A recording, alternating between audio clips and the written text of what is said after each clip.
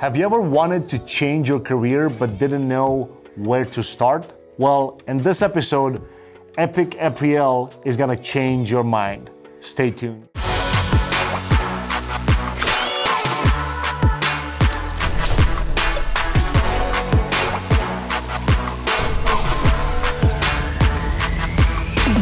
What's going on, guys? This is Marian, and I want to welcome you to another episode of High-End Client Acquisition Show. In this episode, Epic Aprille is going to change your mind about how to start looking at your career change progress or process, whatever you are in your journey. All right, if this is your first time here, you don't want to miss out. You want to hit the subscribe button, hit the bell to make sure you get notified every time when we release a new episode, a new interview, a new tutorial, whatever it is. So let's jump in. Yes, thank you for having me on your show. I'm Aprille Hunt, called Epic Aprille. I'm the master coach and president of Coach Speak and Serve, which is a company that helps purpose-driven coaches, speakers, and authors make more money with their voice doing what they love, in a nutshell. And I do a whole bunch of other things, but we'll start there. Awesome. So as you guys heard, she works hand in hand with authors, speakers, and coaches, monetizing their audience, and all that cool stuff. Yeah. Awesome. So as you heard before, our show is called Behind Closed Doors Podcast. Ooh. And you could tell what's that about. Like everybody sees the success, everybody sees all the shiny little things, everybody sees the nice part, but what's going on behind closed doors? What's going on when you hit those struggles and when you get to those points where you almost want to quit. But you don't want to do it. And go work for McDonald's. Exactly. Not that we have anything against it. Nothing against McDonald's, I'm just saying. All right, so let's see, like everybody sees your success now, right? Like you go, you have speaking engagements, you get a bunch followers, of and all that good stuff. Making money. Right. Yeah.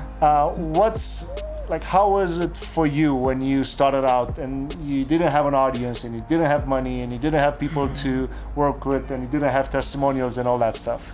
Well, you know, I think my story is unique and maybe not so much, I don't know, but for me it is. And definitely, I mean, I dropped out of high school. I didn't go to college. I don't have a GED still, right? So that's part of my story. And so that's what it was like. It was like I had to pull myself up and make a decision that I just wanted to be successful. And I had to decide what that looked like. You know, what does success look like for me? And so, you know, all of the things that you see, this is why I say, like, when you see successful people, I feel like they deserve to be there. Like, you never know what those people have been doing behind the scenes. You know, the late nights, the almost going bankrupt, spending all your money, you know, trying to make your dream work, you know, going through relationships, like people not understanding your passion and all that kind of stuff. Like, that stuff is real. So for me, you know, when I first got started, it was because I had hired a career coach, a career transition coach, because I owned a real estate company before. But I wanted to do something different. I wanted to do something that was like, that I wanted to do, you know, like I wanted to, you know, everybody, we all want to help people. We're all big helpers, you know, and I wanted to be in this world of transformation. And so I just decided to do it. Awesome. So what were the main struggles that you would say, okay, you point, because you kind of jumped to the second question, even though you didn't know it. Oh. Because my other question was, what was the main thing that you would say skyrocket your business? And you said it already because you hired a career coach and then so I think one of the main struggles, was not knowing what you didn't know. You know, it's like you don't know what you don't know. It's like, okay, let's say you want to start, I want to start a coaching business. You know, you don't know, like, how do you build packages? How do you market? How do you get people to say yes? How do you actually coach them from this place to this place? I think that was probably like the biggest thing, is demystifying an industry that's not even really regulated. Right? And so it's like, you know, what do you do? What's right? What's wrong? Is there a right? Is there a wrong? You know, and so that was kind of the biggest thing. It wasn't necessarily money, because I am a money maker, meaning I can activate a side hustle like this, right? So the first thing, you know, to truthfully, when I wanted to hire a coach, I wanted to go to this training seminar, and it was $5,000, and I didn't have $5,000 at the time. and not for that, right? Yeah. And so I decided that I was going to build Wix websites. So Wix is like Wix.com. You could build a site. Right. So I started calling companies who I knew didn't have a website. And I would build their website for $500. So I call and I say, hey, what's your website? I want to know more about your business. And they say, oh, I don't have a website. And I was like, oh, really? Well, that's great. Like cold calling, literally cold calling people? Like literally cold calling. And I would charge them $500 a pop, and that's how I made the money to go on this $5,000 thing. No excuses. Like, that's no way that you can say anything. Right. Like, you got to bake cupcakes. Are you doing resumes for friends? I mean, like, you know, in this day and age, you can drive Uber. Like, what do you need to do? What's your excuse, right? To make it happen, you know? And I don't know, you saw, because we're at this event here, and so we met, and there was a guy here that came to see me from LA, and his name is Serena. He has cerebral palsy. He's in a wheelchair. Yeah, I've seen the live. And he came, and he's a speaker. He's speaking at USC in a week. And he said, cut the bullshit. He's like, what's your excuse? Like, there's all these barriers. People can say, I don't have the education. I don't have money. More than education and money is drive. Do you have the drive to just say, I'm gonna do it? I don't have all the answers. I don't know all the nooks and crannies. I don't know what all the detours are gonna be, but I'm gonna try, right? I'm gonna be resourceful. I'm gonna hop on Google. I'm gonna start going networking, seeing who is doing what I wanna be doing, and stalking them, you know, online if you have to, you know? And so that's part of it. It's like, so in the beginning, it was just not knowing, and then you having to do that due diligence to figure it out for yourself. Awesome, that's super, super interesting. And before I even get to the next question, I gotta say, like, yes, I was just mentioning that to Aprille a few moments ago. I was a little sleepy yesterday because it was afternoon, I think about 2 p.m. when you went on stage. Like, yeah, I was the after lunch chick, okay, the after lunch speaker. So her, like, just her presence and the way, like, the energy that she brings on the stage is like amazing. You guys gotta check her out on at least one event of her, or something. Like, just go on her Facebook. Yeah. At the end, we'll go. We'll explain it. Yeah. We'll let them know about the places that they can find you. But let's get to the next question. So you said you had this career coach, right? Yeah. So what that meant to you? Like, she? Yeah. So did she walk you to the process step by step? Like, this is what you need to do, and then you just did it, and you listened and without questioning, and then start doing it? So here's what's interesting. This was about 6 years ago.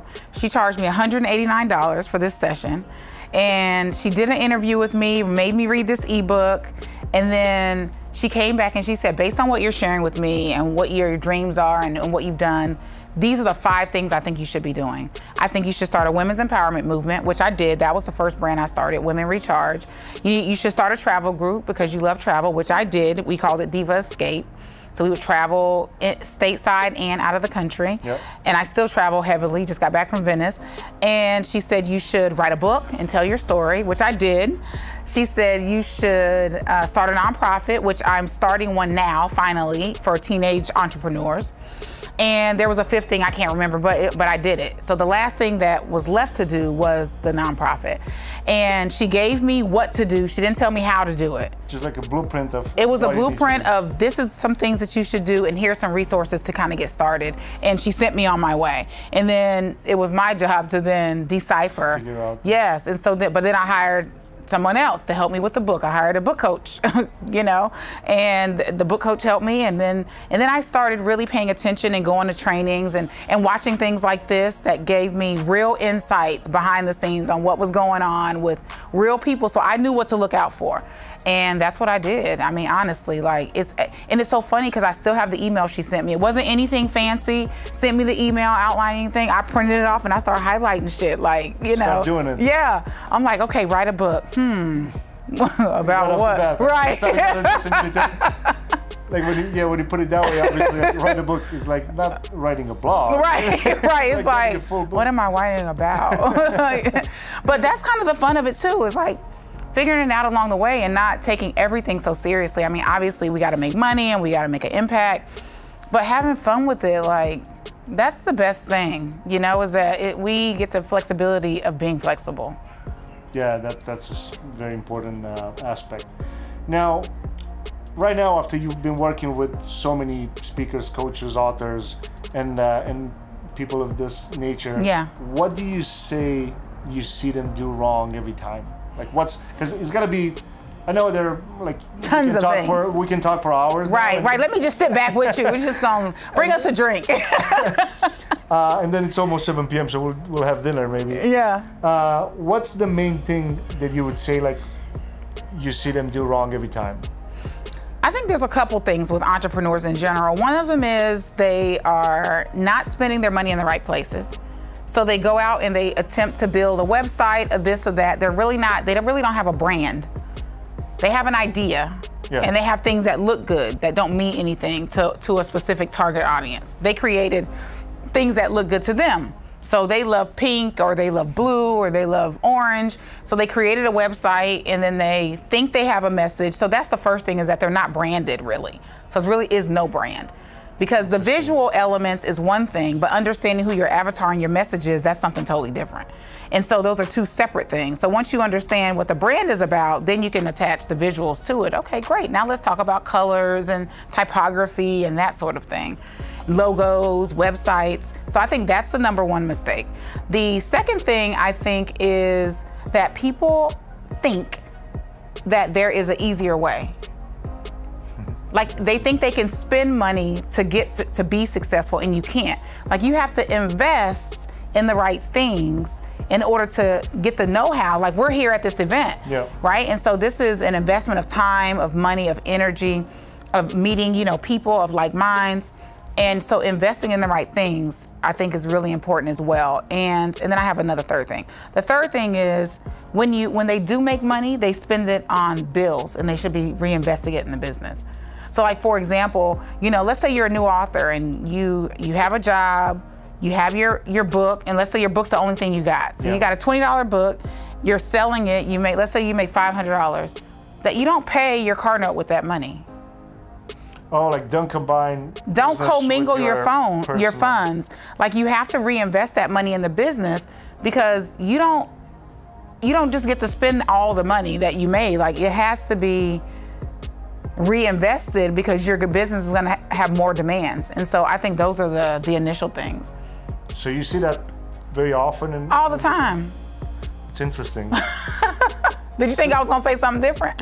No, not necessarily. It's just that now, because you said it you didn't even think about it. Like you just, boom, you said it. It's clearly that you see that so often. So, well, obviously you went already over the things that they do wrong. Let's say if somebody's starting out now and they don't have the budget, like let's say somebody that's starting out and they're not, fortunate to have like a business on the side already. And let's say they're not as not necessarily productive, but the way that you laid it out, like, okay, there's no excuse now, and I don't want to go into the route of trying to manage people in a way they can get away with it. But let's say a couple of things that they could do on a budget. Okay. So on a budget? Yeah. Okay. Let's say you don't have a lot of money, okay? But you got time. But you got time. Because you have to recognize there's a couple things that you should know right up front, and that is you either have to learn it yourself and do it, or pay someone else to do it. Those are our only two options. We either learn it and do it, and now that doesn't mean you're gonna do it well, but you learn it and do it, right? Do it to the best of your capability, or pay someone else to do it. Those are our options, right?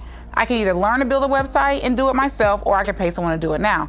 I want you to understand that from the beginning. So no matter what, every time there's a decision to be made, you have to ask yourself, what is your time worth in regards to you actually doing everything in the business? Now, let's say you don't have a big budget to do a lot of things.